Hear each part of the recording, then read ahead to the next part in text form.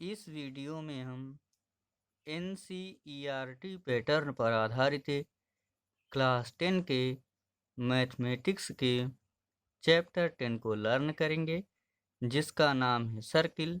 Circle means वृत्त होता है। आज इस वीडियो में हम एक्सरसाइज 10.2 के क्वेश्चन नंबर 7 से शुरुआत करेंगे। तो चलिए देर न करते हुए आते हैं क्वेश्चन नंबर 7 पे। क्वेश्चन नंबर 7 में दिया गया है, दो संकेंद्रीय वृत्तों की त्रिज्याएं 5 सेंटीमीटर तथा 3 सेंटीमीटर हैं। बड़े वृत्त की उस जीवा की लंबाई ज्ञात कीजिए जो छोटे वृत्त को स्पर्श करती हो। तो सबसे पहले प्रश्न के अनुसार हम एक फिगर बनाएंगे। तो यहाँ पे प्रश्न में कह रहा था कि दो संकेंद्रीय वृत्त हैं, जिसमें जो हमारा पहला वृत्त है उसकी त्रिज्या 3 सेंटीमीटर है और उससे जो बड़ा वाला वृत्त है उसकी त्रिज्या 5 सेंटीमीटर है। तो सबसे पहले हम ये जानेंगे कि संकेंद्रीय वृत्त किसे कहते हैं। तो ऐसे वृत्त जिनका केंद्र एक ही हो संकेंद्रीय वृत्त कहलाते हैं। ध्यान दीजिए, यहाँ पर एक ही केंद्र है, गोला प्रकार की नोक यहीं पे रखी जाएगी। इससे यह पहला वाला भी वृत्त खींचा जाएगा 3 सेंटीमीटर त्रिज्या वाला, और इसी को केंद्र मान करके ये बड़ा वाला वृत्त जो कि 5 सेंटीमीटर त्रिज्या का है इसे भी खींचा जाएगा। तो इस तरीके से ऐसे वृत्त जिनका केंद्र एक ही हो संकेंद्रीय वृत्त कहलाते हैं। यहाँ हमने इसकी रचना लिख दिया है। एक बिंदु C को केंद्र मानकर 3 सेंटीमीटर और 5 सेंटीमीटर त्रिज्या का वृत्त खींचा। तो हमने एक बिंदु C लिया, इसको हमने केंद्र माना और इस बिंदु C से हमने 3 सेंटीमीटर त्रिज्या का और 5 सेंटीमीटर त्रिज्या का वृत्त खींचा। 3 सेंटीमीटर त्रिज्या वाले वृत्त की परिधि पर एक बिंदु D लिया। ये हमारा छोटा वाला वृत्त है जो कि 3 सेंटीमीटर त्रिज्या का है। इस वृत्त की परिधि पर हमने क्या किया, इस वृत्त की परिधि पर एक बिंदु D लिया। बिंदु D से होकर बड़े वृत्त की EF जीवा खींचा। अब ये हमारा बिंदु D था, ये छोटे वृत्त की परिधि पर था। इस बिंदु D से होकर के हमने इस बड़े वाले वृत्त की जीवा EF खींचा। EF एक स्पर्श रेखा है। अब यहाँ पे हम देख रहे हैं कि जो हमारी जीवा EF है बड़े वृत्त की जो जीवा हमारी EF है वह एक स्पर्श रेखा है। क्यों? क्योंकि किसी भी, ये हमारा छोटा वाला वृत्त है, इस पे हमने एक बिंदु D लिया था इसकी परिधि पर। तो किसी भी वृत्त की परिधि पर स्थित किसी बिंदु को स्पर्श करके जो जाने वाली रेखा होती है वही स्पर्श रेखा कहलाती है। तो यहाँ छोटे वाले वृत्त पर बिंदु D था, तो इस बिंदु D को जीवा EF स्पर्श करते हुए जा रही है, इसलिए यह जीवा EF हमारी एक स्पर्श रेखा भी है। अब यहाँ अगला स्टेप हम करेंगे, केंद्र C से बिंदु DEF को मिलाया। इस केंद्र C से हम क्या करेंगे, इस परिधि पर जो हमने बिंदु D लिया इसको मिलाएंगे, C से E को मिलाएंगे और C से F को मिलाएंगे। तो हमने क्या किया, इस केंद्र के बिंदु C से यहाँ स्पर्श बिंदु D को मिला दिया और इसी केंद्र C से हमने बिंदु E को मिलाया और C से हमने F को मिला दिया। चूँकि हम जानते हैं वृत्त की त्रिज्या स्पर्श रेखा पर लंब होती है। ये हमारा सर्किल है और केंद्र से परिधि को मिलाने वाली रेखा वृत्त की त्रिज्या कहलाती है और यहाँ पे स्पर्श रेखा हमारा EF है। तो वृत्त की त्रिज्या स्पर्श रेखा पर लंब होती है। तो इस तरीके से ये हमारी त्रिज्या CD इस स्पर्श रेखा EF पर लंब है। त्रिज्या हमारी लंब है, इसलिए यहाँ पे एंगल बनेगा 90 डिग्री और इधर भी एंगल हमारा 90 डिग्री ही बनेगा। तो इस तरीके से ये हमारा एक समकोण त्रिभुज हुआ। तो हम चलेंगे समकोण त्रिभुज CDE में पाइथागोरस प्रमेय से। दो समकोण त्रिभुज बने हैं, ये हमारा CDF है और ये वाला हमारा CDE है। तो चलेंगे समकोण त्रिभुज CDE में पाइथागोरस प्रमेय से। पाइथागोरस प्रमेय क्या होती है? कर्ण का स्क्वायर इज इक्वल टू लंब का स्क्वायर प्लस आधार का स्क्वायर। तो सबसे पहले प्रश्न में दिया गया था जो छोटे वृत्त की त्रिज्या है वो 3 सेंटीमीटर है। तो त्रिज्या क्या होती है? वृत्त के केंद्र से जो परिधि को मिलाने वाली रेखा होती है वही वृत्त की त्रिज्या कहलाती है। ये छोटा वृत्त था, इसकी त्रिज्या दी गई थी 3 सेंटीमीटर, प्रश्न में दिया गया था। और ये हमारा बड़ा वाला वृत्त है, इसकी त्रिज्या 5 सेंटीमीटर दी गई थी, तो इसे हम कर लेंगे 5 सेंटीमीटर। तो ये इस तरीके से यहाँ से भी केंद्र के बिंदु C से बिंदु F को मिलाया गया, तो ये भी एक त्रिज्या है, ये भी कितनी होगी 5 सेंटीमीटर। तो सबसे पहले हम इसी वाले त्रिभुज में चलेंगे। तो समकोण त्रिभुज CDE में पाइथागोरस प्रमेय से, क्योंकि हम जानते हैं समकोण त्रिभुज में जो समकोण के सामने की भुजा होती है वो कर्ण कहलाती है। ये हमारा हुआ कर्ण, इसके और ये हमारा केंद्र से स्पर्श रेखा पर, ये वृत्त की त्रिज्या है, स्पर्श रेखा पर खींची गई, तो ये लंब है। ये कर्ण हुआ, ये लंब हुआ, तो हमारा क्या होगा? आधार होगा। तो कर्ण का स्क्वायर, तो कर्ण है हमारा EC, तो हम लिखेंगे EC लिखे चाहे CE, तो CE का स्क्वायर इज इक्वल टू लंब, लंब है हमारा CD, तो CD का स्क्वायर प्लस आधार, आधार है हमारा DE, तो हम क्या लिखेंगे? DE का स्क्वायर। यहाँ से कर्ण CE, इसकी वैल्यू है 5 सेंटीमीटर, तो हम लिखेंगे 5 सेंटीमीटर का whole square is equal to CD, तो CD ये लंब है और त्रिज्या भी है 3 सेंटीमीटर, तो हम लिखेंगे 3 सेंटीमीटर का होल स्क्वायर प्लस DE, तो DE आधार है, यही हमें निकालना है, तो हम DE स्क्वायर को ऐसे रहने देंगे। अब हम आगे चलेंगे, तो 5 का स्क्वायर करेंगे तो हो जाएगा 25 और CM स्क्वायर, 3 3 जा 9, 3 का 3 में करेंगे तो हमारा आ जाएगा 9 सेंटीमीटर स्क्वायर प्लस यहाँ पे हो जाएगा DE स्क्वायर। अब इस 9 सेंटीमीटर को हम इधर ले आएंगे, तो बराबर के इधर आएगा, इसका चिन्ह क्या हो जाएगा? इधर पॉजिटिव है, धन में है, इधर आके ऋण में हो जाएगा, तो 25 CM स्क्वायर, इधर से प्लस इधर आएगा तो हो जाएगा -9 CM square is equal to DE square. अब हमें केवल DE चाहिए, न कि DE स्क्वायर चाहिए। तो 25 में से जब हम 9 को माइनस करेंगे तो हमारा आ जाएगा पहले तो 16 centimetre square is equal to DE square. अब यहाँ से जब हम DE की वैल्यू निकालेंगे तो DE इज इक्वल टू हो जाएगा हमारा ये रूट में 16 CM स्क्वायर। तो जब हम क्या करेंगे, इसको ऐसा लिख सकते हैं, रूट में इसका वर्गमूल निकालेंगे, 4 × 4 हो जाएगा, 4 4 जा 16, यहाँ पर रहेगा हमारा CM और ये भी हमारा CM, इस तरीके से 4 सेंटीमीटर 4 सेंटीमीटर। तो आगे चलेंगे हम, कोई चीज़ ब्रैकेट में 2 बार रूट में 2 बार होती है अंडर रूट में, तो वो क्या होती है? एक बार बाहर निकल के आती है, तो इस तरीके से हमारा हो जाएगा 4 सेंटीमीटर। ये किसकी वैल्यू आ गई? DE की, आधार DE की। अब यहाँ पे ध्यान दीजिए आप, हमें प्रश्न में कह रहा था कि बड़े वृत्त की जो जीवा है, यहाँ पे जीवा EF है, इसी की हमें लंबाई निकालना था कि इसकी लंबाई EF की कितनी होगी, तो हमने DE निकाल लिया। अब ये भी हमारा ये लंब है 3 CM है, ये 5 सेंटीमीटर है, इसी तरीके से इधर भी 5 सेंटीमीटर था। और चूंकि हम जानते हैं वृत्त के केंद्र से जीवा पर डाला गया लंब जीवा को समद्विभाजित करता है, ये हमारी जीवा EF थी और यहाँ वृत्त का केंद्र क्या था? C था। तो वृत्त के केंद्र से जीवा पर डाला गया लंब जीवा को समद्विभाजित करता है। तो इस तरीके से समद्विभाजित करता है, समान रूप से। समद्विभाजित का जो अर्थ होता है समान रूप से द्विमित 2 भाजित मिश्र भागों में बांटना। सम्मिश्र समान रूप से द्विमिश्र 2 भाजित मिश्र भागों में बांटना। तो समान रूप से 2 भागों में बांटता है, तो कौन?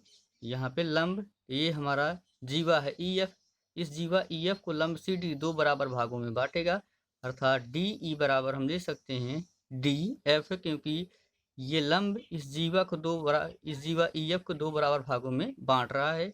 तो क्या हो जाएगा हमारा डी ई बराबर डी एफ, ऐसा हम लिख सकते हैं।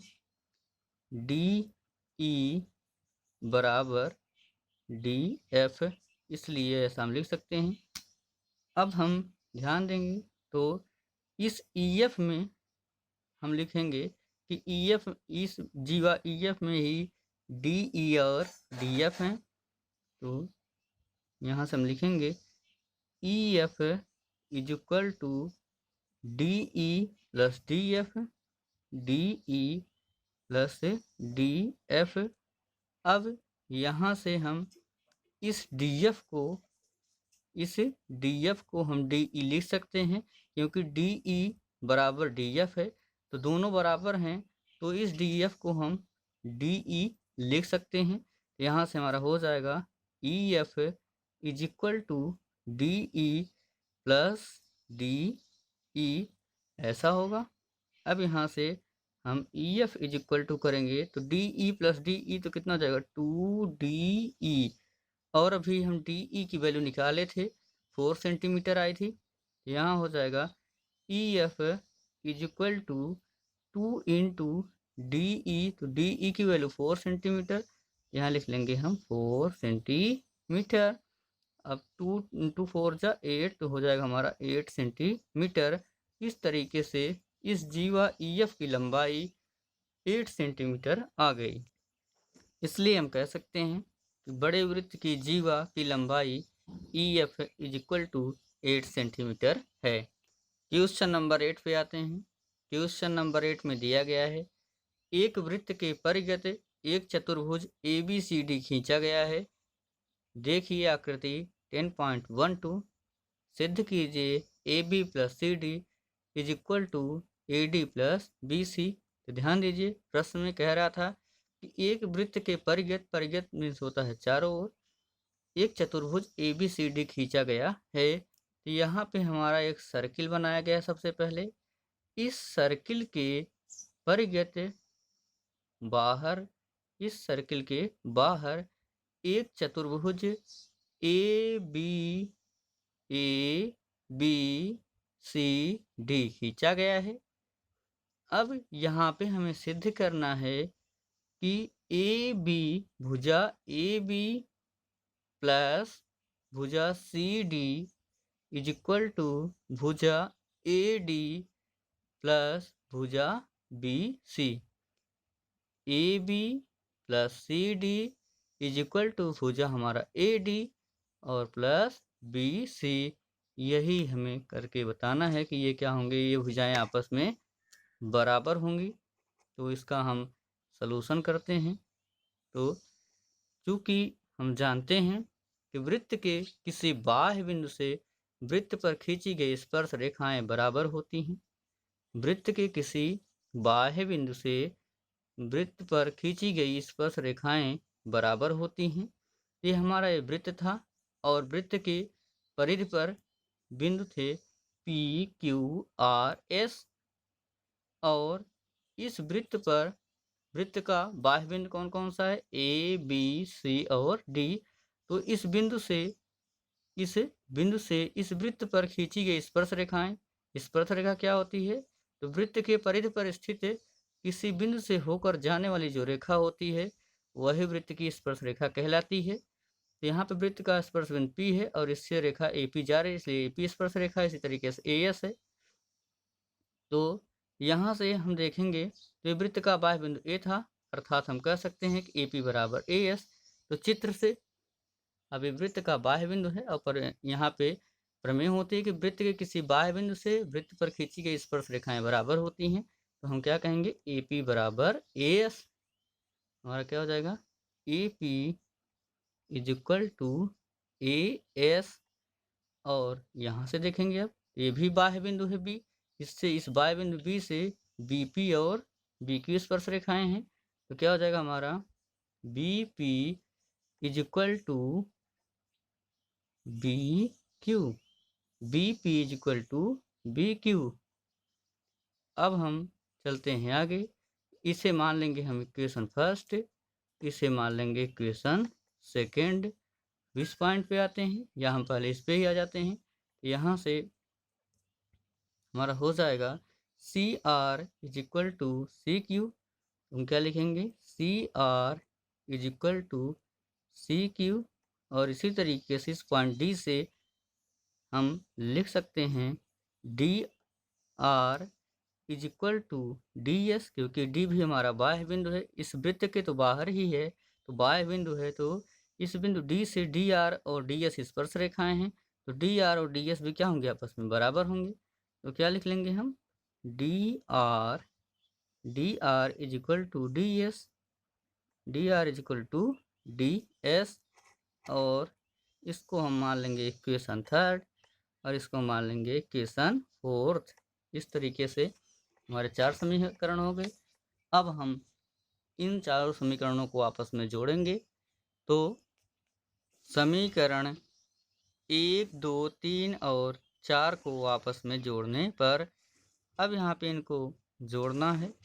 तो ध्यान दीजिएगा, जोड़ते समय क्या करते हैं, बराबर के इधर का इधर जोड़ते हैं और बराबर के इधर का इधर जोड़ेंगे, दोनों को अलग अलग जोड़ते हैं। तो यहाँ हो जाएगा A P plus B P, पहले इस तरफ का जोड़ लेते हैं, तो हमारा हो जाएगा A P plus B P,